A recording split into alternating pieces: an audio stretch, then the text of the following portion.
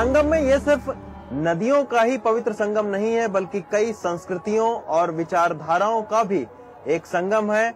और इसी त्रिवेणी के किनारे लाखों की तादाद में कल्पवासी तंबुओं में रहते हैं और 1 महीने तक तप करते हैं। इन कल्पवासियों में हमारी पीढ़ी या बड़े शहरों के लोग कम हैं। ये वो लोग हैं जो ग्रामीण भारत के उन जगहों से आते हैं जहां पर 2 जून रोटी कमाने के लिए एक लंबी जद्दोजहद करनी पड़ती है। और यही वजह है कि हम आपको सबसे पहले उस ग्रामीण भारत में लेकर चलते हैं जहां से ये कल्पवासी आए हैं।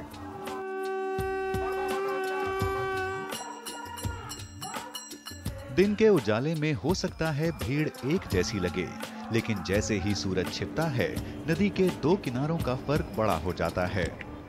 इस पार संगम की ठंडी रेत पर कल्पवास करते लोगों की ये नगरी उस पार की चकाचौंध से एकदम उलट है। इनकी उम्मीदें काफी हद तक पानी में दिखती भुकभुकिया रंगीन रोशनी की परछाई सरीखी है, जो इस लोक के बाद एक सुधरे और बेहतर परलोक की उम्मीद बंधाती है। इनमें सी बीच पर पिकनिक मनाने और सनबाथ का मजा लूटने वाली पब्लिक नहीं होती, बल्कि कल्पवासियों की बस्ती दूर दराज से आए लोगों से बसती है।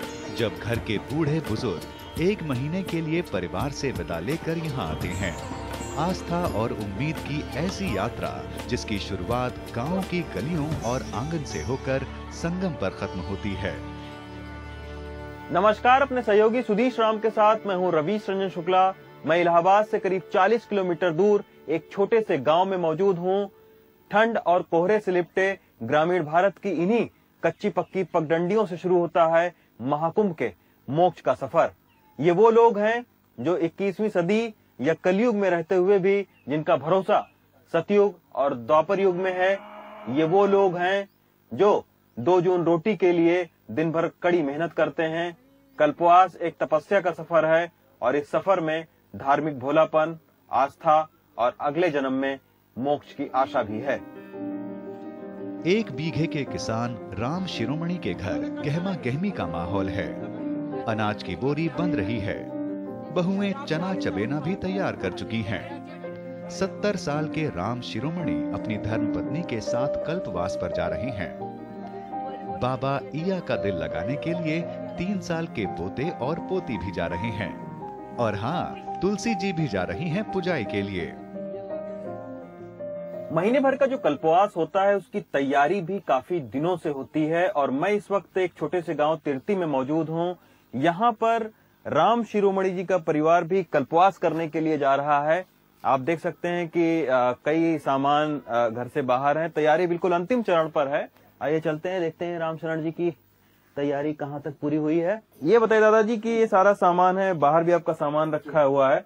आइए जरा हमको अपने सामान के बारे में बताइए कि ये सामान जो आपका ये सारा है, ये 1 महीने के कल्पवास के दौरान पर्याप्त रहेगा आपका सामान? दादा वहाँ कुछ खरीदना तो नहीं पड़ेगा? कोशिश हम ये कर रहे हैं साहब कि हमारा परिवार ले जा रहे हैं पूरे अच्छा 1 महीने के लिए।